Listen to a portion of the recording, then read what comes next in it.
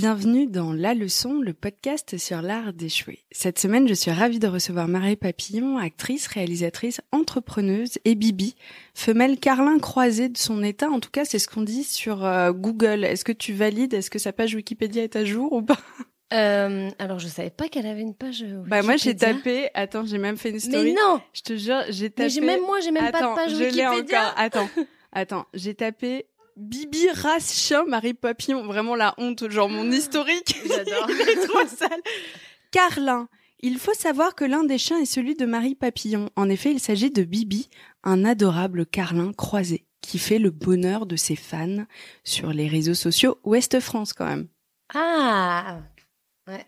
Et donc c'est un carlin croisé? C'est un carlin croisé qu'avait des King Charles. Ah ouais. Voilà. Mais regarde, tu vois, elle a la grâce du carlin. Et le côté chasse du Cavalier King Charles. Ouais, ça se sent. Mais là, je sais, regarde, je sais qu'elle veut venir. Tu veux venir sur mes Mais un odorat surtout, je trouve assez prononcé. Ouais. Tu veux venir ou pas?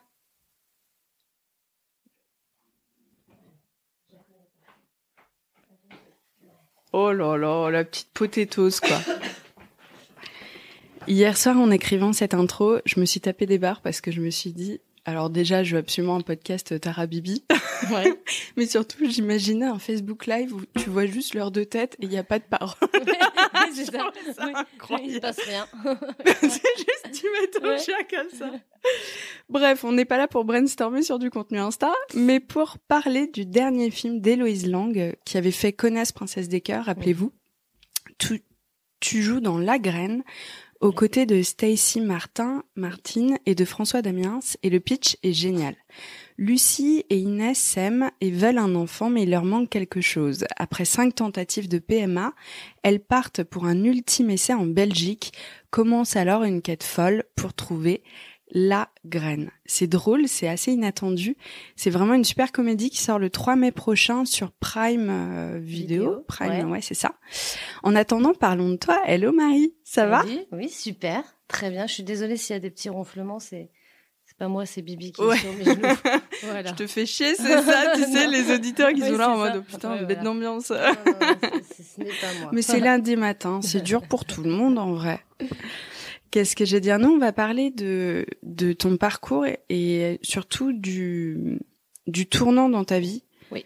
Un événement qui a surpris tout le monde, évidemment, le Covid, la pandémie, qui a provoqué chez tellement de gens un changement de carrière, peut-être d'envie aussi, parce que tout d'un coup, on réfléchit à ce qui compte vraiment, qu'est-ce qu'on a envie de faire. On réalise aussi que la vie est courte et que c'est maintenant ou jamais. Oui. Ça a provoqué tout ça en toi, mais j'ai l'impression que c'était plutôt par la force des choses parce que tes différents business ont dû fermer. Ouais, voilà. Alors, raconte-moi, tu faisais quoi? Moi, j'étais entrepreneuse, donc j'étais associée dans le réfectoire, le food market. Comment ça se fait? T'avais fait des études de... Pas du tout. J'ai rencontré des femmes super qui avaient des projets, qui avaient des envies aussi de créer des choses. Trop ouf. Et qui m'ont dit, vas-y, ça te dit pas, on fait ça. À chaque fois, c'était ça. Donc, c'est vrai? Ouais, moi, c'était plus l'aventure humaine ou le fait de dire, comment on fait, je sais pas, on va voir. Ok. Voilà. Après, j'avais un grand-père qui était entrepreneur, enfin 2 grands-pères qui étaient entrepreneurs, qui avaient des facilités de contact. De grand-père qui avait des facilités de contact avec les gens, okay. Et notamment avec le service, l'événementiel et tout ça. Donc il y a une ADN. Oui, voilà. Je pense qu'ils m'ont un peu transmis ça. Et du coup, voilà. Je peux te demander quelles études t'as fait? J'aimerais essayer de comprendre ton parcours. J'ai fait des études de lettres. Ok. Voilà. Ouais, donc pas du tout dans l'événementiel ou la com ou... Ah non, pas du tout. C'était vraiment parce que il fallait que je fasse des études et que en vrai, moi, j'avais vraiment envie d'aller à Paris pour vivre mon homosexualité parce que je l'avais pas encore dit, que j'étais dans une ville beaucoup plus petite et que il y a 15 ans, enfin 20 ans, c'était pas aussi mais de ouf évolué. Alors c'est pas non plus gagné maintenant, hein, mais je veux dire, on a quand même grâce notamment, je pense, aux représentations LGBT dans les fictions, aux réseaux sociaux, à l'éducation en général, il y a une évolution, mais moi à l'époque je n'avais aucune représentation de femmes ensemble. Être et gay, même de garçons. Oui, et même de garçons. Après je parle de femmes parce que alors j'avais des représentations masculines mais qui étaient pas forcément positives. Ok. Enfin voilà, en tout cas c'était pas, enfin je veux dire c'était on parlait des gays mais c'était souvent des clichés quoi. Ah bah oui, non mais plus que ça même. Voilà. Je me rappelle être montée à Paris et m'être dit mon Dieu, ici c'est la liberté totale et je faisais que des soirées gays et lesbiennes au départ parce que c'était l'ouverture, tout le monde pouvait être qui il voulait. Et même pour une personne hétérosexuelle, vivre en province, c'est tellement codifié, tout se sait. J'imagine le poids que t'avais du coup qui devait être triple quoi. Bah oui, du coup c'est vrai que je suis allée à 17 ans à ma première Gay Pride. J'avais dit à mes parents que j'allais voir ma grand-mère à Paris. T'as pas intérêt à les croiser. Papa, maman. Mais qu'est-ce que vous faites là? J'étais chez Paris 10, Bouchara. Non, mais et donc j'avais dit je vais aller voir mamie parce que j'ai eu la chance d'avoir mes grands-parents qui étaient à Paris, donc ça pouvait me permettre d'avoir un accès. Et du coup j'ai dit je vais aller voir tonton, tata, tout ça. Et puis en fait j'avais prévu d'aller ça s'appelait la Gay Pride à l'époque, mais maintenant c'est la Marche des Fiertés. Ouais. Et donc je suis arrivée dans le Marais avec toute cette bande de copines que j'avais rencontrées sur des sites internet qui étaient Gaypax, Claire Gay à l'époque. Et on s'était créé une petite bande de copines. Elles étaient beaucoup plus âgées que moi. Moi j'avais 17, elles avaient la trentaine. Et elles m'ont vraiment pris. Plus assumées, du coup, elles sous leurs ailes. Ouais, c'était vraiment mes mamans de, tu vois, de Marche des Fiertés et tout, mes mamans de communauté. Et donc, elles m'ont dit, on se donne rendez-vous à tel endroit. Et je suis arrivée dans le Marais. Et là, j'ai vu toutes les filles, tous les mecs. Enfin, c'était vraiment... Puis à l'époque, il y avait encore enfin, il y en a encore là, mais je veux dire, il y avait vraiment 2 rues où il y avait 3 bars lesbiens qui étaient assez connus. Et puis, il y avait le Pulp aussi. Alors moi, le Pulp a fermé il y a quelques temps. Enfin, je l'ai pas connu très longtemps, mais bon, tu vois, t'avais quand même vachement des... Voilà, mais bref, je suis arrivée dans... Et donc, je me suis dit, en fait, je me sens bien ici, je me sens en sécurité. Donc, je vais tout faire pour faire mes études à Paris, peu importe ce que c'est. Et pour... j'avais besoin, avant de me construire professionnellement, de me construire moi-même, en fait. De me faire confiance, de me dire, bon, bah, voilà, déjà, fais-toi... Tu dois te trouver, toi. Tu dois t'accepter, voilà. Putain, tu vois, j'y avais jamais pensé comme ça, mais on est déjà tellement paumé à cet âge-là. On te demande évidemment de savoir ce que tu veux faire depuis la 3e seconde, un truc comme ça. Moi, je trouve ça lunaire, alors que mais t'es qui, toi, en fait? T'étais là. Oui, surtout que moi, j'ai l'impression que c'est que à 30 ans que je me suis vraiment trouvée et que mes amis se trouvent vraiment à cet âge-là. Donc, je me dis, je trouve ça dur à 16 ans de te dire, bon, voilà, tu vas choisir ce que tu veux faire de ta vie et tu n'auras pas le choix. Mais voilà, et donc tout ça pour dire que j'avais quand même cette envie de devoir prouver des choses et donc de devoir m'affirmer en tant que femme, en tant que personne homosexuelle. Et donc j'ai fait des études un peu pour partir à Paris, pour me dire bon, fais des études, découvre le milieu, la communauté, tout ça. J'ai la chance, je sais que tout le monde n'a pas cette chance-là, d'avoir des parents et une famille qui m'ont accepté vraiment de manière super...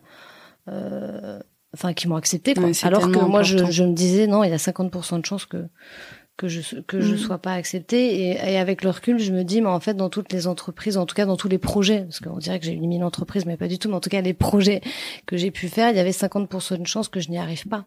Et je pense que ça vient de là aussi, tu vois, ça vient de ce truc-là, de me dire, bon, en fait, voilà, j'y vais, je sais pas ce qui va se passer. T'as dû tester ton courage tôt, en fait. Ouais. Je pense que c'est ça. Enfin, en tout cas, donc, ça revient sur ce truc. Est-ce que pourquoi tu viens de là? Je pense que c'est ce truc de, j'ai besoin, enfin, je suis assez régulièrement dans le challenge. Et parce que aussi, je pense que, en fait, tu te construis, sur les échecs, quoi. Tu te construis là-dessus et donc moi je me dis j'y vais, on verra bien, et puis chaque échec va me faire grandir forcément. Et ça tu le sais maintenant, mais est-ce que c'est quelque chose qu'on t'a appris à la base, ou alors est-ce que tu l'as découvert petit à petit? Parce que moi j'étais dans Miss Parfaite un peu, tu vois. Ouais. Il fallait que je sois bien comme on m'a dit. Oui. Il y a forcément un peu de ça, parce que je pense qu'en vrai c'est la société qui fait que Surtout les femmes, quoi. Pourquoi j'ai eu aussi peur de faire mon coming out, alors que mes parents, je sais, enfin c'est pas des gens, tu vois, à la base qui ont eu des propos ou quoi que ce soit, mais en fait je pense que c'est la société qui te met dans ce truc-là, parce que on n'en parle pas, t'as pas de représentation, et puis tu sens très vite que t'es pas dans une case, voilà. Ou si t'es une femme et que tu prends pas le bon chemin, d'avoir un mec et de faire des enfants, enfin tu vois, d'avoir voilà, tout de suite en fait, je veux dire, moi très tôt on me disait alors ton petit Jules. J'étais là, putain. Donc, j'inventais un petit Jules, machin. Elle s'appelle Julia, les frérots. Non, mais tu sais, toutes mes copines aussi, même à ma sœur. Enfin, tu vois, je veux dire, très tôt, on nous a dit ça. Ouais. Alors, ton petit Jules, bah oui, hein, parce que, tu vois, forcément, on te dit, bah, tu vas te marier, tu vas avoir un enfant. Ouais, grave. Donc, je pense que c'est pour toutes, enfin, je pense que du coup, en tant que femme, forcément, t'as quelque chose où tu te dis, bon, je sors déjà du sentier battu, quoi. Ouais, c'est vrai que toi, le point positif de tout ça, c'est que ça t'a tellement poussé à te dire en fait faut que je m'assume, faut que je sois qui je suis réellement à l'intérieur. Ouais. Après, mais t'en as plus rien à carrer des injonctions de la société parce que t'as transgressé la plus grosse d'entre toutes. Ouais. On s'entend, hein. Oui, à on mon niveau. devrait plus penser comme ça aussi. Non, mais bien sûr. C'est une réalité encore. Moi, à partir du moment où mes amis et ma famille sont restés dans ma vie, parce que dans ma tête, j'avais quand même pris un travail, un appartement, et c'est que à partir de ce moment-là où j'étais solide financièrement et indépendante que je me disais ok, bon, si je le dis et que tout le monde m'abandonne parce que je suis lesbienne, je peux quand même, tu vois, j'avais créé aussi ma famille de cœur, c'est ça, qui depuis le début m'ont accompagnée là-dedans. Non, mais ça me fait chier qu'on se dise ça encore. Mais attends, toi, mais ça s'est bien passé, mais oui, il y a plein de gens pour qui ça se. Non, tu vois, quand j'entends ça, je me dis putain, bref. Non, mais c'est pas du tout pour faire pleurer dans les chaumières. Mais non, mais quand même, tu te rends compte ce qu'on doit faire, quoi. Oui, bien sûr. Mais après, moi, encore une fois, ça s'est bien passé, et c'est que maintenant que je me rends compte du processus que j'ai eu, tu vois. Et je pense que si mes parents le savaient à l'époque, si j'avais parlé, en fait, parce que je me disais non, je peux pas parler, tu vois, mais si je leur avais dit tout ça, je pense qu'ils m'auraient accompagnée, qu'ils m'auraient dit non, mais attends, ça va pas. Enfin, tu vois, parce que forcément un écart se crée, mais après, voilà, moi ça c'est ma vie à mon niveau, mais pour d'autres c'est encore pire, pour d'autres minorités, pour d'autres sexualités, pour d'autres personnes. Tu vois, mais il y a une association qui s'appelle le Refuge et qui malheureusement est toujours en demande de plus de fonds. C'est bien la preuve qu'il y a encore tellement de jeunes pour qui c'est pas aussi évident, facile. Quoi. Mais heureusement maintenant avec plus de représentation comme le film d'Héloïse et de Pauline qui l'a coécrit, moi en tant qu'actrice lesbienne aussi, tu vois, on permet l'accès et c'est beaucoup plus simple et du coup t'as quelque chose, enfin en tout cas j'espère, qui évolue. Ah ouais, moi je vois le changement, c'est incroyable. Après j'ai l'impression que parfois que toute la France est comme Paris et on oublie aussi ça. Pas du tout. Mais tu vois, on a l'impression que tout le monde est ouvert parce qu'on rencontre tellement de gens à Paris. Mais c'est vrai que moi j'ai beaucoup de potes qui vivent à Paris et qui disent non mais c'est bon maintenant c'est accepté. Et je suis là oui, dans nos milieux, mais dans d'autres milieux, pas du tout. En fait, le combat n'est pas terminé là-dessus. Il y a encore beaucoup trop d'homophobie. Il y a parfois justement des régressions sur certains trucs. Après, je parle de l'homophobie, mais encore une fois, j'inclus aussi d'autres le corps des femmes chaque... tout court, déjà pour commencer. Mais bref, donc du coup, je pense que forcément tout ce truc-là, même si je pense ne pas, l'avoir vécu un peu de manière éloignée, sans vraiment me rendre compte l'impact que ça avait dans ma construction personnelle. Ouais. Parce qu'encore une fois, pour moi, je faisais juste mon chemin, mais c'est que maintenant, tu vois, que je me rends compte de ça. Ça m'a permis à, du coup, quand il y avait des échecs, me dire, allez, c'est pas grave, je rebondis. De toute façon, voilà. Ça. Et même dans les projets que j'ai pu faire après, j'ai remarqué que je me suis souvent, à chaque fois, c'était des projets avec des femmes qui avaient un parcours de vie un peu similaire au mien, on va dire. Enfin, en tout cas, des femmes fortes qui se disaient, moi, je vais y arriver parce que être une meuf en France et avoir une boîte, tu vois, on reste quand même une femme, voilà. Et du coup, qui se heurtaient un petit peu aussi à, enfin, j'avais envie, en tout cas, de monter un truc avec elle et de dire, allez, on y va, quoi, tu vois, on y va et puis on est ensemble et donc, tu fondes, tu es cofondatrice du réfectoire. Voilà, alors c'est Valentine et Adrien Larépa, Valentine Davaz, Adrien Larépa, mais j'ai d'abord rencontré Valentine qui m'a dit est-ce que ça te dit, voilà, moi j'aimerais bien monter un food truck, c'était à l'époque de tous les food trucks. Ouais, c'était si cool. Et du coup, elle me dit, puis voilà, je voudrais ouvrir une agence événementielle. Et puis en fait, j'ai commencé à bosser une journée avec elle. Et puis elle me dit, mais tu veux pas qu'on s'associe? Je lui dis, grave. Attends, mais génial. Et du coup, on s'est associés. Et c'est vrai que la première année, vraiment, c'est la première année en entreprise comme ça, enfin avoir son propre business pour moi ça a été super formateur parce que on s'est pas payé pendant très longtemps. Ouais. Et chaque année en fait quand on faisait le bilan, bah on disait bah ça va pas, là ça va pas, là il faut faire ça, là tu vois. Et du coup à chaque fois on se disait bon allez c'est pas grave. Et je me rappelle qu'à un moment donné je lui ai dit allez l'année prochaine on va y arriver tu vois. Ok. Donc voilà. Et puis après il y a eu le food market avec Virginie Godard qui pareil est venue me voir et qui m'a dit est-ce que ça te dit de monter un stand de marché dans Paris, premier food market? Elle arrivait avec un petit prospectus, un petit papier où elle avait dessiné. Trop mignon. Et on se connaissait pas, pareil. Maintenant, c'est une de mes meilleures amies. Enfin, on se voit tout le temps. On est comme ça, tu vois. Et je lui dis, bah ouais, on essaye. Et puis pareil, première année, on a galéré parce qu'il fallait qu'on monte le projet, parce qu'il fallait qu'on rencontre des gens, parce qu'il fallait qu'on aille voir la mairie, parce que, enfin, tu vois, genre à chaque fois, c'était, putain, tu sais, une entrepreneuse, c'est que des obstacles, voilà, des up and down, mais 6 fois par jour en plus. Mais je pense que si t'es avec les bonnes personnes pour ton projet, et qu'on va dans la même direction, en fait, la force, ça va être d'être, tu vois. Ah ouais, c'est clair. D'être ensemble. Il y a une grosse différence. Et moi, je pense que le fait d'avoir été avec ces femmes-là, tu vois, qui avaient aussi à un moment donné envie de prouver des choses et de dire, bah nous, on peut le faire. Ouais. Je pense que elles ont été vachement. Enfin, pour moi, en vrai, c'est une aventure humaine. À chaque fois que j'ai monté des projets ou des trucs, c'était même pas pour l'aspect financier, c'était plus pour dire tu commences d'une idée et puis hop, et puis moi j'adore apprendre. En fait, j'adore apprendre les nouveaux métiers. Là, tu vois le métier que je fais, j'adore. Je suis tout le temps en train d'apprendre et je pense que j'ai besoin de ça, d'être dans l'apprentissage et de te nourrir des connaissances des autres. C'est quand même super. Ouais, je suis pareil. Je suis devenue addict aux missions courtes et terrifiantes. Et je me dis, mais vraiment, ta vie est sadomaso de dingue, mais c'est vraiment, c'est ma came à moi, quoi. Ouais. J'ai besoin de sauter dans le vide, d'être terrifiée, d'être en mode, oh mon Dieu, j'aurais jamais dû l'accepter, et puis d'apprendre vite. Et du coup, il faut que je passe à autre chose parce que je m'ennuie après. Ouais. C'est une addiction, ce que t'as fait. Hein. Oui, je sais. Mais non, mais après, pour moi, je te dis, c'est vraiment une question de rencontre. Ah ouais, tout ce que j'ai fait, c'était pas à la base parce que je voulais faire de la food, parce que je voulais avoir une boîte de prod, parce que je voulais avoir un studio photo. C'est vraiment des gens que j'ai rencontrés.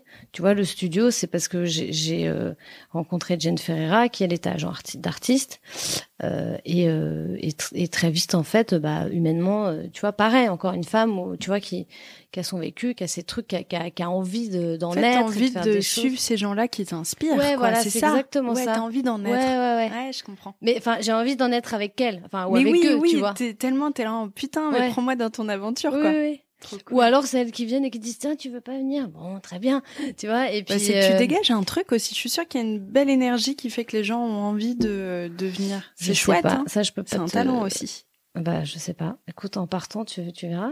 Écoute, après on va parler de ton échec, donc au moins prends ce petit truc positif. Ouais. Mais et puis le Covid arrive. Voilà. Yes. Donc il y a tous ces projets qui se mettent un peu en place, certains qui fonctionnent, d'autres qui fonctionnent moins bien. Enfin voilà, on n'est pas non plus sur, tu vois, quelque chose. Sauf que t'as des boîtes. Est-ce que t'as des employés? Non. Alors moi non.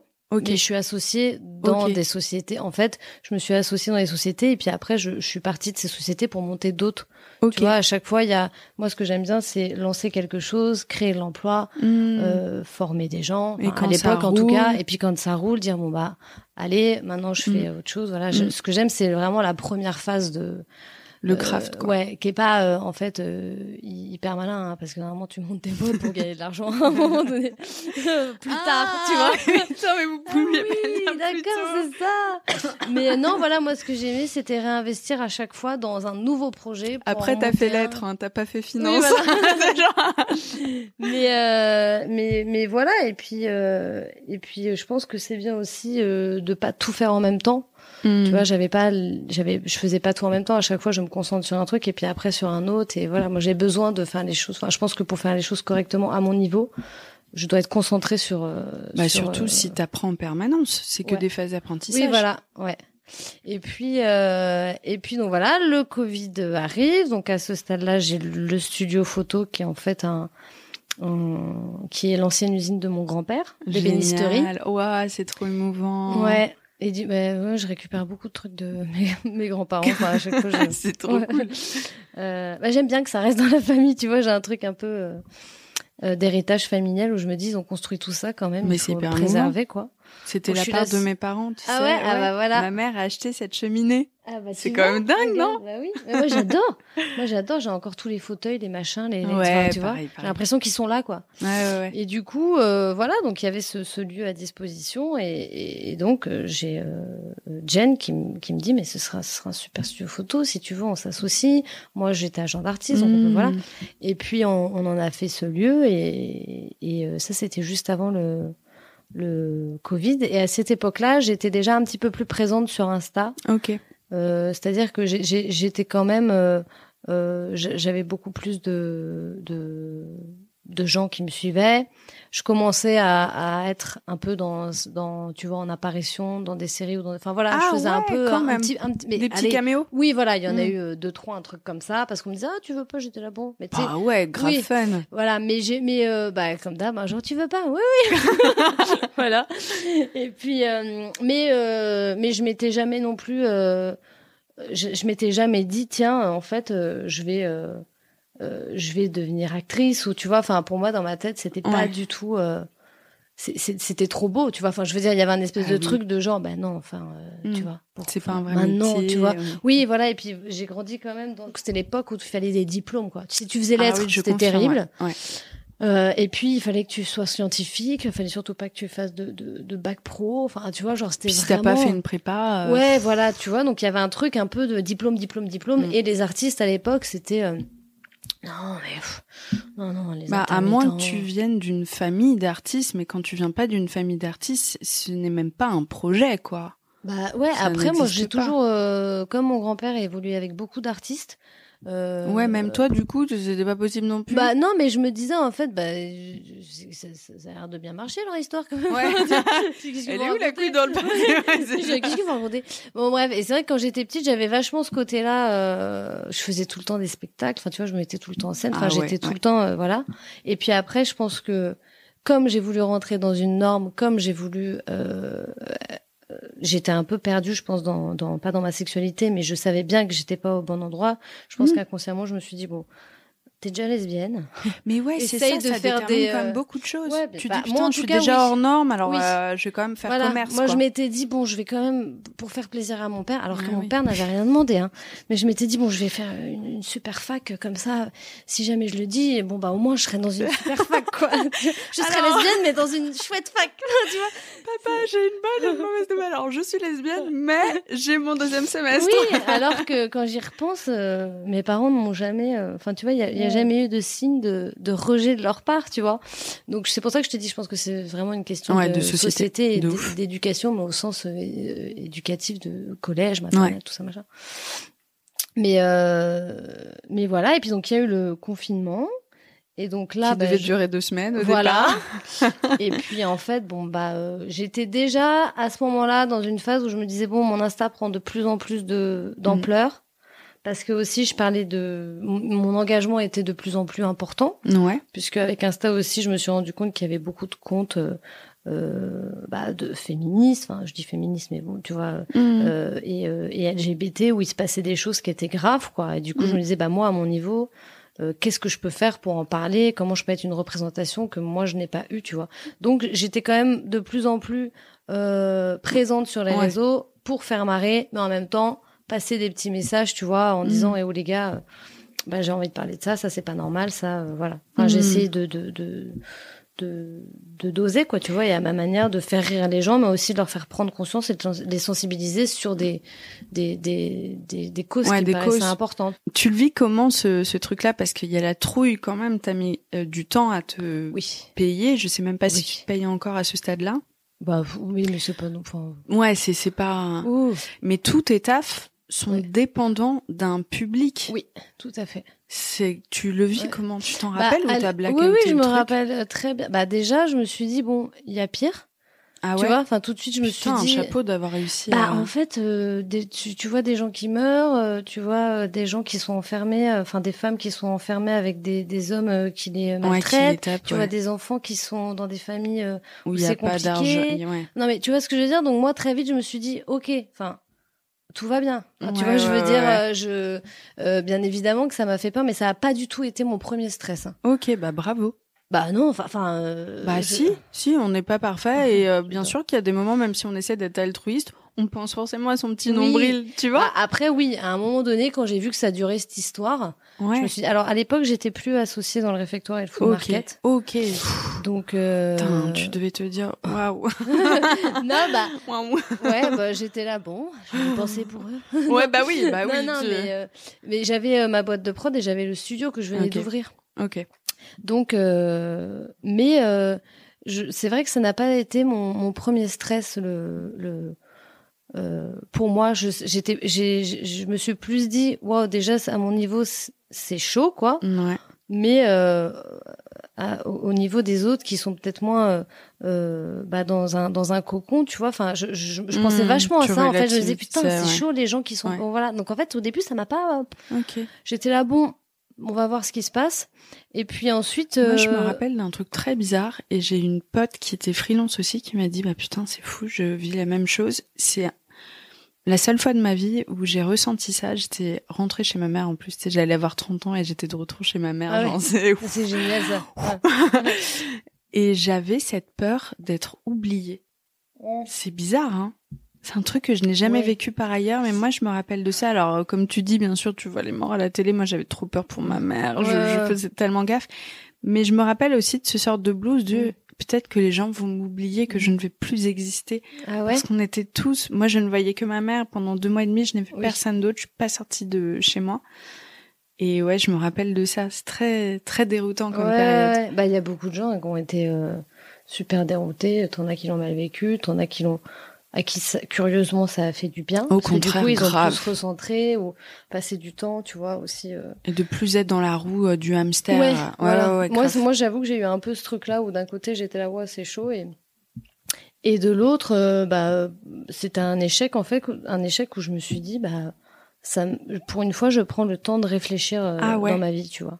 Ce qui n'est jamais arrivé, hein, parce que moi je suis tout le temps dans le je fais plein de trucs à chaque fois. Et puis on te proposait et tu saisissais les opportunités, mais tu t'es jamais dit non, en fait moi je veux construire ça. Exactement, ouais, c'est exactement ça. C'est que je me suis jamais dit tiens, qu'est-ce que moi j'ai vraiment envie de faire. Mais ouais. Donc à chaque fois j'y allais et puis je découvrais mais c'est mon père qui disait ça à chaque fois. Il disait non mais Marie, on s'inquiétera pas pour elle parce qu'elle trouve toujours un truc. Tu vois, il était là, je crois que je vais me mettre à la poterie. non mais tout ce que j'ai fait à chaque fois il était là, tu fais ça, qu'est-ce qu'elle fait Marie? Je sais pas. Là, hier elle faisait ça mais demain. Non mais tu vois vraiment ils sont pas du tout inquiets, tu vois, alors que bon mais parce que je pense que je me suis habituée à être là-dedans, tu vois, à me dire c'est le cas où je suis seule, j'y vais et voilà, tu vois. Mais ouais, donc là tu t'es posée quoi. Là je me suis posée et je me suis dit tiens, et en fait je pense qu'inconsciemment comme j'étais pas focus et que je ne pouvais pas mettre mon mental sur les projets que j'avais et le studio parce que il était à l'arrêt et qu'il se passait rien et que j'ai passé mon confinement en plus dans le studio, tu vois. Ah oui, donc tu peux confirmer qu'il était à l'arrêt. Il était à l'arrêt complètement. Du coup, en fait, j'ai complètement laissé, je pense, la part de créativité de mon cerveau prendre le dessus, et donc je me suis vraiment amusée, tu vois. Je me suis amusée à faire beaucoup de vidéos, je me suis amusée à faire beaucoup de stories. Enfin voilà, il y avait un truc. Et puis je voyais les gens qui étaient tellement déprimés que je me disais bon, comment je peux moi à mon niveau essayer un peu de changer le quotidien. Enfin, en tout cas sur Insta, il y avait énormément d'initiatives hyper positives. Il y a plein de copines comme ça, Laura, Felpin, les caractères, Anaïd. Je pense à elles parce que c'est un peu pendant le confinement aussi. Je pense que elles ont. Ouais, t'as raison. Tu vois, il y a eu un truc où on regardait les vidéos comme ça. Et puis et les lives Instagram, les lives tous Insta. les soirs. Ouais, voilà. Mon Dieu. Mais et qui maintenant elles aussi, tu vois, sont actrices et tout, et je trouve auteur et je trouve ça génial. À chaque fois je pense à elles, je suis là putain, c'est chouette quoi. Mais du coup ça a complètement laissé cette part-là, et en fait je produisais du contenu, et en fait les gens mon compte a explosé, en fait les gens me suivaient, enfin voilà, et j'ai eu beaucoup de retours. Même je vois des gens dans la rue qui me disent putain, t'as sauvé mon confinement, tu vois, en rigolant. Ah ouais, encore aujourd'hui ça te marque. Ouais. Okay. Donc je me dis bon. Et puis et toi aussi ça a sauvé ton confinement. Ouais, clairement. Mais donc j'ai pas eu la même sensation de toi. Les gens vont m'oublier, parce qu'en fait, je laissais pas le choix aux gens de m'oublier. Là, j'étais là, je suis là, qu'est-ce qui se passe aujourd'hui? Voilà, et non, en fait, il se passait tellement de trucs déprimants. Moi, je déteste le conflit, je déteste la déprime, c'est pas possible. Enfin, tu vois, tu as l'air très bélier dans ta façon de faire. Hein. Donc, pour moi, je voyais le monde qui était en train de déprimer, et je me suis dit, non, il faut qu'à un moment donné, on arrive à penser à autre chose, quoi. Tu vois, qu'est-ce que je peux faire à mon niveau pour et puis moi aussi ça a été une espèce de thérapie, tu vois, d'essayer de créer comme ça et de dire bon allez, il se passe plus rien, essayons qu'il se passe des choses, quoi. Ouais, et puis c'est pas évident parce que moi j'ai reçu plein d'humoristes qui disaient au bout d'un moment mais l'angoisse quand on te demande de faire des chroniques sur l'actualité et que l'actualité ne change pas pendant 2 mois, c'est les mêmes choses. D'être capable de se renouveler, c'est aussi un exercice au bout d'un moment. Parce que les 2 premières semaines, t'as 1000 vannes à faire. Ok, mais au bout de 2 mois, quand t'as vu personne et que t'as sorti, c'est 1 heure par jour pour aller chez Carouf. C'est plus aussi facile, quoi. Ça a dû te pousser à travailler quelque chose. Mais oui, parce que je crois que j'ai fait assez peu de contenu sur le accès confinement, ce que je faisais. Il me semble pas, je sais pas. C'était vraiment de tout, C'était quoi. juste gaulerie. Moi, je me rappelle beaucoup de Bibi. Ouais, surtout, voilà. Bibi, c'était la star. En fait, j'étais tellement enfermée que je me suis mis à voir des visages dans les dans les objets, quoi. Et du coup, les gens m'envoyaient leur visage dans leur maison aussi, c'est quoi. Marrant. Mais oui, tu vois, parce qu'au bout d'un moment, tu regardes tellement, enfin, je sais pas si je pourrais t'en trouver un là. Non, mais c'est sûr, je vois qu'au bout d'un moment, des trucs, les machins, et du coup, en fait, c'était drôle parce que je disais, on devient tellement fou qu'on voit des gens. Grave. Et voilà, et du coup, pendant cette période-là, j'ai été contactée par une productrice qui s'appelle Hortense Destève, que je connaissais avant aussi, mais qui m'a parlé, qui m'a dit, viens, on écrit des trucs, donc j'ai commencé à écrire.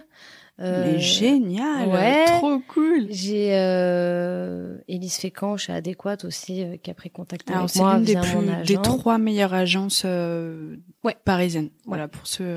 Je sais, J'ai découvert il y a pas longtemps, donc j'essaie d'étaler ma sauce. Voilà. Bien, j'adore, très bien, c'est ce que je pourrais sortir. mais voilà, et du coup, et puis pendant le confinement, j'ai passé un casting. On m'a dit, est-ce que tu veux passer un casting? Donc j'ai fait une tape avec un réalisateur. Voilà. Et puis après, je suis sortie du confinement, j'ai passé un autre casting. Et en fait, si tu veux, ça a été, en fait, à partir du moment où j'ai dit bon, ok, peut-être que je suis faite pour ça, peut-être qu'en fin de compte, je sais jouer, peut-être que je peux créer des choses, peut-être que ça peut être ma nouvelle vie qui commence dont j'avais envie avant, mais que j'ai jamais osé, tu vois, exprimer. Et du coup, à partir de ce moment-là, je me suis dit ok, bon voilà, cet échec du confinement et de l'arrêt de mes projets professionnels que j'avais m'a peut-être simplement permis à me dire bon en fait meuf, dépêche-toi, t'as pas le time, enfin tu vois, genre vas-y, on te propose de faire un truc, il faut que tu y ailles, quoi. C'est fou, hein. C'est fou. Imagine Marie d'il y a 6 ans. Qu'on met dans cet appart-là, déjà, elle se dirait waouh, la déco est magnifique. Exactement. Cette cheminée est incroyable. Mais ça sent le goût de la mer, ça. Mais surtout, elle se dirait putain, mais c'est dingue, mais qu'est-ce qui s'est passé, quoi. Ouais. À ton avis, qu'est-ce que t'aurais ressenti il y a 6 ans si on te disait aujourd'hui, bah voilà, t'es actrice, t'es réal, t'écris. J'aurais fait oui, c'est ça, oui. Ah ouais. Elle est bonne cette blague. Non. Insta quoi là? Insta quoi, je dégoûte. Oh, c'est de la merde ça. Tu montes ta vie toute la journée, bon super. Moi, j'irai jamais, tu m'entends? Jamais. Non, je sais pas, je pense qu'elle serait fière, je pense qu'elle se verrait épanouie, je pense qu'elle se verrait, tu vois, contente de faire ça, mais j'ai vraiment ce sentiment d'entamer ma deuxième vie. Ouais, c'est ouf. Mais je suis persuadée que cette deuxième vie est arrivée à un moment donné où j'étais assez consciente et en accord avec moi-même et assez sûre de moi pour pouvoir l'accueillir, tu vois. Ah ouais, je pense que la vie d'avant, plus dans le côté pro, plus dans le côté rencontre avec des gens, apprentissage et tout ça, était nécessaire pour être qui je suis maintenant en tant que personne. Ouais. Tu vois, pas forcément en tant qu'actrice, mais plus en tant que personne. Et je pense que c'est vraiment, moi, j'ai l'impression que c'est vraiment à cet âge-là que, tu vois, vers 30 ans, 35, que T'as les quel gens... âge, toi? à ton avis? Non, je déteste ça. J'ai le traumatisme un jour à la gare de Nantes. La vendeuse qui me vendait mes clopes qui dit mais vous avez 18 ans, je fais bah quand même. Elle fait bah vous me donnez quel âge? Et là bloquée parce qu'elle avait une police mais les cheveux gris. Ah oui, d'accord. Paniquée. T'as dit quoi? J'ai dit ça. 10,50 € tonnes.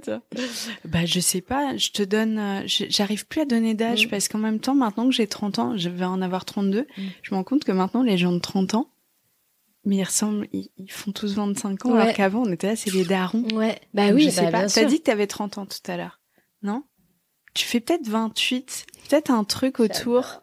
Attends, je l'ai googlé. Non mais justement, tu peux pas. T'as quel âge? Je le dis pas. Ah ouais? Ah c'est pas déconnant comme ça? Ça te ferme pas de porte? Oui. Ouais, non, je te donne je regarde, j'étudie ton front gens, là. Ouais. Mais les gens savent pas me donner un âge et du coup j'adore. Peut-être il y a quand même de la maturité, t'as quand même pas mal bossé, peut-être 28. Non, t'as dit la trentaine tout à l'heure. M'étonne pas. J'adore. Je vais te laisser chercher un peu. Bah, c'est ce que je fais là. Donc tu le dis pas. Même Aurélie, elle sait pas. Ah ouais? T'es une coquette en fait. Mais non, mais j'adore parce que justement les gens c'est fou à chaque fois ils sont là mais t'as quel âge? Ouais, j'irais peut-être 28. Tu vois, il y a un espèce de truc où et j'ai remarqué aussi rien à voir là avec toi parce qu'on en parle. Non, je continue sur la skincare routine moi. Mais il y a surtout j'ai remarqué que on demandait très peu. Là on est entre nous donc c'est complètement hors contexte hein. C'est parce qu'on en parle mais souvent en interview on me demande beaucoup mon âge. Et j'ai remarqué qu'on demandait jamais très peu aux hommes. Et que je sais pas, tu trouves pas? Alors moi, je demande jamais l'âge. Je me sens tellement à l'aise dans ce podcast et j'ai l'impression, comme on est chez moi, mais sinon, avant, j'étais journée chez Cosmo. Ouais. Il y avait des questions que je m'interdisais de poser aux femmes, justement, parce que je voulais surtout pas jouer là-dessus, tu vois. Je crois que j'ai jamais, même ça se demande pas en vrai. Bah, moi, je m'en fiche en vrai, mais c'est juste que ça me faisait rire de constater qu'à chaque fois, on disait, mais vous savez quel âge? Parce que les gens n'arrivent pas. Peut-être parce que t'es tellement précoce dans tout, enfin, être chef d'entreprise, machin, tu sors de tes études, t'es déjà une boss, enfin, tu sais, t'as fait beaucoup de choses en avance et donc je pense que ça perturbe. Ouais. Mais du coup, ça me fait rire. Donc peut-être qu'en fait, t'as 26 ans. Mais t'as la police. Tu vois, regarde les jeunes. Mais t'es à contre-jour. Moi, j'ai fait du Botox, là. Je te dirai après, en off. Ah, yes! Tu sais que j'ai reçu Monsieur Poulpe, et à la fin, il m'a dit, tu peux m'appeler Poulpi. Donc, je ne saurais pas son prénom. Mais c'est drôle, mais moi, j'aime bien. C'est marrant. Ouais, mais ce truc d'âge, c'est plus j'ai pas de problème de vieillir. Enfin, tu vois, je trouve ça chouette aussi, ça me construit. Non, mais je trouve ça intéressant parce qu'au moins, les gens peuvent mettre l'âge qu'ils veulent sur toi. Et donc, puis, pour en vrai, l'âge, c'est dans la tête. Tu vois. Ah bah ouais, grave. Pour moi, c'est pas ton âge qui va justement, je remarque qu'avec l'âge, on se dit, bah, t'as tel âge, donc normalement, tu devrais être à cette construction de ta vie. Tu vois. Surtout, moi, je déteste les gens qui disent à mon âge, des trucs comme ça, je déteste ça, ça me rend dingue parce que ça t'enferme dans quelque chose de chiant, en fait. C'est forcément un peu négatif. Tu vois. Mais après, je suis très fière d'avoir l'âge que j'ai, mais ce qui, ça me fait rire. Je suis très fière d'avoir l'âge que je ne te dirais pas que j'ai. C'est comme si l'âge devait définir nos étapes de vie, tu vois. Ah, mais je trouve qu'un peu, parce que tu parlais de la trentaine, parce que je n'ai pas oublié ça. Et moi, j'ai eu un gros tournant. Je suis trop d'accord. J'ai l'impression que ma vie a commencé juste. Tu vois, que je suis aux premières années de ma vie professionnelle. Oui. Mais c'est sauf fascinant. Que, normalement, la trentaine, normalement, t'es censée être, allez, plus trop maintenant, mais quand même, t'es censée être casée, avoir des enfants, être dans un, tu vois, alors moi, que j'ai comme une maman tu dis, bourgeoise, donc je suis très très enfermée là-dedans. Ouais, mais tu vois, mais alors qu'en fait, comme tu dis, moi j'ai l'impression que c'est à 30 ans où je me suis dit, mais ok, je commence à savoir qui je suis et ce que j'ai envie de faire, tu vois. Grave. Et moi, je suis deg parce que dans ma vingtaine, je n'ai rencontré que j'aurais dû aller voir une psy vraiment bien avant, et je n'étais attirée que par les mecs vraiment indisponibles.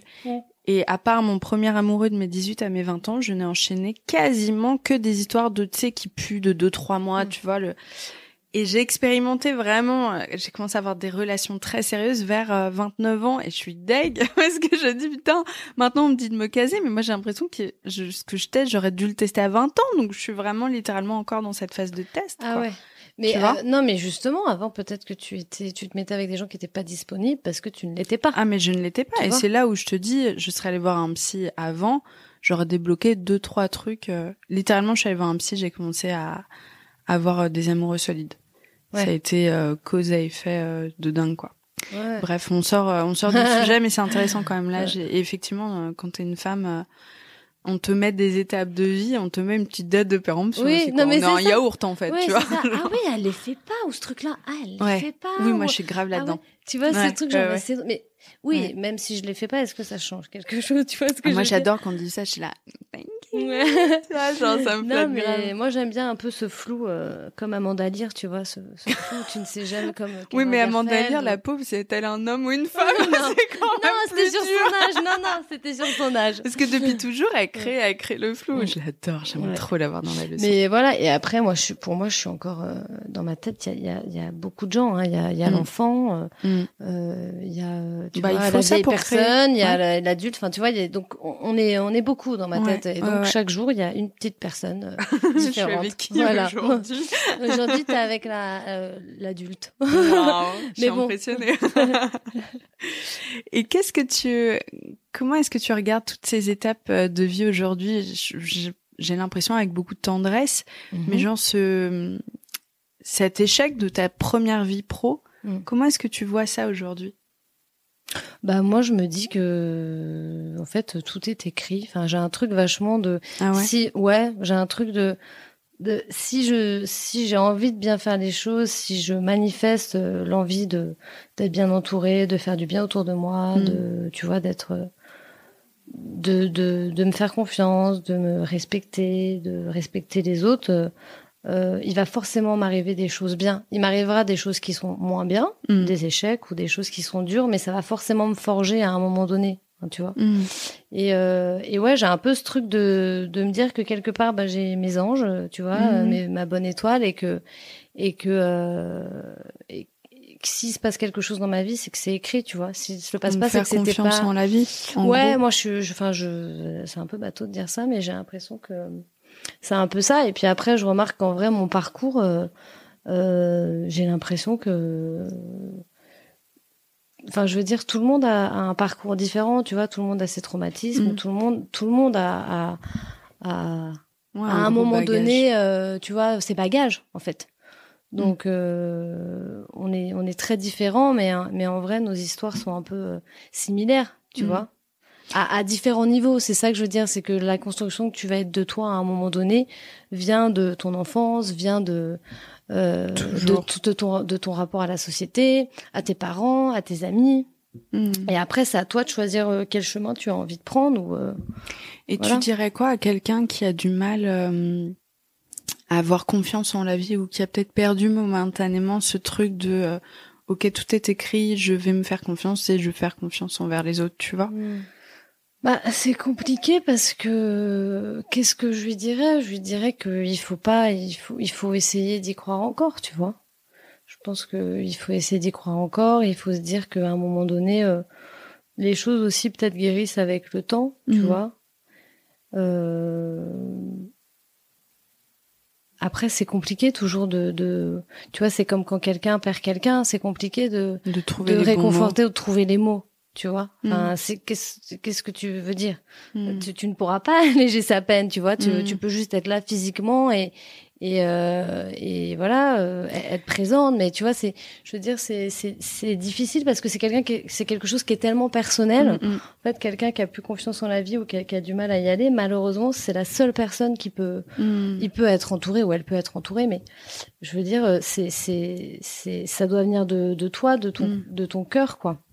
Tu vois ce que je veux dire? Et qu'est-ce qui, toi, te donne la flamme de continuer étape après étape à dire « Allez, go, j'y retourne ». Je pense justement, c'est parce que j'ai eu des exemples dans ma vie de soit mes amis, soit ma famille, mes frères et sœurs, enfin voilà, en tout cas des gens qui m'entourent, qui ont vécu des choses, qui sont passés par des choses et qui toujours ont eu ce truc de dire bon bah allez on y va, mais parce que aussi c'est des gens qui quoi. Il y a carrément un pigeon quoi. Ah bon? Mais où? T'entends pas? Je me dis il y a les ronflements de Bibi et de Tara et il y a le pigeon qui a...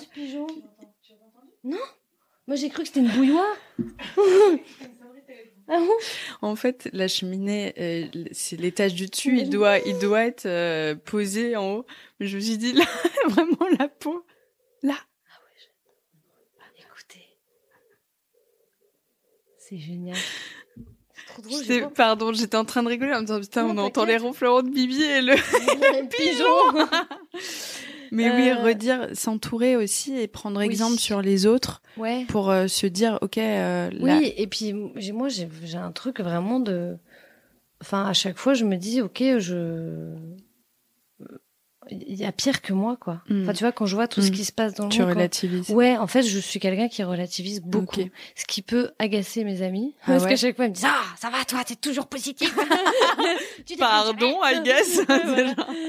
Mais ouais, moi, j'essaie de vachement relativiser parce que j'ai conscience que c'est plus dur pour des gens, quoi. Donc, je suis très heureuse enfin je suis très heureuse, n'importe quoi. Je suis très heureuse. Non, mais t'es dans la gratitude. Je suis dans la gratitude de ce qui m'arrive, même s'il m'est pas arrivé toujours des choses super positives, ou même si, voilà, moi aussi ça a été compliqué, mais j'essaye d'être dans la gratitude parce que je me dis, il y a des gens qui ont peut-être pas la chance, tu vois, d'être bien entourés, d'avoir eu cette éducation, d'avoir eu voilà. Et donc ça, c'est vrai que c'est quelque chose que j'essaie de prendre du recul là-dessus vachement, tu vois, et de remercier le fait d'être là et de remercier le fait de ce qui m'arrive, de mes rencontres. Et voilà, j'essaie d'être à l'écoute aussi par rapport aux gens avec qui je suis, avec qui je peux échanger, et surtout je me rends compte que je me suis construit vachement grâce à ces personnes, tu vois. C'est dingue parce que tu vois, ce truc de gratitude, quand on est dans une réflexion négative, on ne voit plus que les petits trucs de la journée qui ne vont pas, et tout prend de l'ampleur, et c'est hyper dur de prendre du recul parce qu'on est vraiment dans une sorte de tourbillon. Et ce que tu dis sur la gratitude, je trouve que c'est l'un des tips concrets qui marche bien pour casser littéralement ce mouvement de pensée, et juste prendre le temps de se dire, attends, qu'est-ce qui s'est passé de bien aujourd'hui? Oh putain, il y a le pigeon qui est de retour. Je crois qu'il est ok avec ce qu'on dit, il est là, allez, go girl, c'est tout. Oui. Tu vois, de dire, ok, aujourd'hui j'ai vu une amie, c'était chouette, j'ai mangé, j'ai fait de la cuisine, c'était bon, des trucs basiques. Moi c'est ça, je le fais souvent le soir. Ah ouais. Souvent, en m'endormant, je me dis, qu'est-ce que j'ai fait aujourd'hui? Qu'est-ce qui s'est bien passé? Qu'est-ce qui m'a rendu triste? Qu'est-ce qui m'a... Tu vois, souvent, je fais cet exercice-là. Une cartographie des émotions. Ouais. Pour, remettre les... Après, je suis super consciente que il y a des gens qui sont pas bien, il y a des gens qui sont peut-être moins bien, ou tu vois, mais parce que moi aussi, j'ai grandi dans une éducation super positive, tu vois. Je veux dire, j'ai grandi avec des gens qui ont essayé de m'élever et me dire, allez, il y a des échecs dans la vie, mais on se relève, tu vois. Ça a toujours été, moi, mes parents sont vachement comme ça, en fait. Ouais, c'est donc j'ai eu vachement ce truc-là, tu vois. Moi, je trouve que c'est un muscle qui s'exerce, et toi, t'as été très certainement en sport-études jeune, alors que d'autres ne l'étaient pas. Voilà. Alors après, mais c'est un petit tips concret qui marche, honnêtement, pour casser un sac de pensées négatives. Après, à l'inverse, c'est bien aussi parfois de dire, là, je vais mal. Là, j'ai envie de pleurer, là, tu vois, ou peut-être là, moi, j'ai moins ce truc-là, tu vois, parce que comme j'étais dans un truc vachement genre, allez. Ouais, tu sais pas faire. Tu vois, voilà. Donc, c'est vrai que je commence parfois, si ça va pas, je vais appeler une copine, je vais dire, ouais, ça va. Comment ça va, toi? Non, peut-être pas à ce point-là, tu vois, mais je vais un peu dire, non, tu m'appelles pourquoi? Non, comme ça, tu m'appelles, c'est un truc. Non, mais voilà, aujourd'hui, c'est vrai, bon, ça va pas. Ouais, voilà, ça va pas. Voilà, bon, salut. Je vois grave. C'est comme ça avec ma mère. Raconte-moi ton jardin, tu sais, alors que je suis en larmes, mais je suis genre tout c'est ça. Mais, et ça, c'est un truc que je travaille aussi, et je pense que les gens qui laissent leur émotion aussi négative et dire, au bout d'un moment, j'ai envie de chialer, j'ai envie de crier, j'ai envie de dire que ça me, tu vois. Je pense que c'est tout aussi positif, voire plus sain que quelqu'un qui va être tout le temps dans non, ça va pas, mais je vais pas dire que ça va pas, tu vois. Faut trouver un juste milieu, quoi. Là, littéralement, mon nouveau psy, c'est passionnant, il est spécialiste des émotions. Et pendant des années, j'étais suivie par vraiment la best psy ever, mais du coup, j'ai l'impression que j'ai compris toutes mes pensées, mais qu'en fait, mes émotions, comme j'ai tout intellectualisé, je n'avais plus aucun lien avec mes émotions, tu vois. J'ai oui, je ressens ça parce que t'as raison, et puis finalement, c'est le rôle du père. Ok, mais du coup, pourquoi ça passe pas, Pauline? Parce qu'en fait, j'ai envie de crier, mais je sais pas comment faire, tu vois. Et il m'a appris tellement de trucs, et je me dis, putain, mais je ne le savais pas. Typiquement, la colère. Si tu l'exprimes pas, parce qu'on est poli, et qu'on va dire très calmement, tu m'as déçu pour telle ou telle raison, mais on va rester très calme parce qu'on n'est pas des hystériques, tu vois le truc, elle se retourne contre toi, la colère. Donc tu tombes malade, tu machin. Ouais, bien sûr. Tous ces trucs-là, moi, je savais pas, quoi. Ouais. Et donc oui, je vous confirme, la façon la plus saine, et d'ailleurs positive, c'est vraiment littéralement de vivre ces émotions aussi négatives pour qu'elles passent plus vite. Ouais. Mais j'ai l'impression que c'est quelque chose qui est beaucoup plus ancré maintenant. Enfin, en tout cas, moi, ça commence. J'ai l'impression que dans mon cercle d'amis de ma génération, de plus en plus, il y a ce truc un peu de recherche de laisser aller ses émotions, aller voir une sophrologue, faire du yoga du son. Tu vois ce que je veux dire? Un truc. Vraiment, j'ai l'impression qu'on est dans une recherche, mais peut-être parce que aussi on est dans une société maintenant où c'est vachement la performance, qu'il y a de plus en plus de burn-out et que, tu vois, il y a eu le confinement, qu'il y a la guerre, il y a machin. Enfin, tu vois, on est quand même dans un truc un peu anxiogène. Voilà, les gens vont pas bien. Mais donc, du coup, je pense que la génération de nos parents, on parlait pas, on communiquait pas sur nos émotions. Non, on communiquait pas tout court. Hein. Oui, voilà, on communiquait pas tout court. Et que, enfin, on va pas généraliser, mais vachement quand même. Ouais. Et que là, on commence justement à dire bon bah voilà, je communique et c'est ok, tu vois. C'est ok, c'est bien de parler des choses. Et je le vois aussi avec mes copines qui ont des enfants, où elles sont vachement dans l'écoute, tout très vite, tu vois, elles parlent de... Parce que je pense qu'elles n'ont pas eu ça, donc voilà. Mais oui. Après, je suppose que parfois c'est trop, je suis jamais laisse-le, enfin. Oh putain, ah ouais, la pression. Tu vois, mais bon, c'est bien, du coup. Ouais, c'est clair. Voilà. Et puis à chaque génération, de toute façon, son lot de bagages. Ouais. Et on a beau faire tout ce qu'on veut, il y aura toujours des petites fêlures qu'on transmettra à nos enfants. C'est sûr. C'était hyper intéressant. Merci beaucoup pour toutes ces réflexions. Tu vois, j'ai eu bien raison de te poser la question au départ de d'où tu viens et tout, parce qu'en fait, c'est fou à quel point ça a façonné ton mental, ta manière de réagir et ton élan de vie aussi. En fait, j'ai brisé un tabou. Vas-y, maintenant, j'ai peur de rien, quoi. Je trouve ça ouf.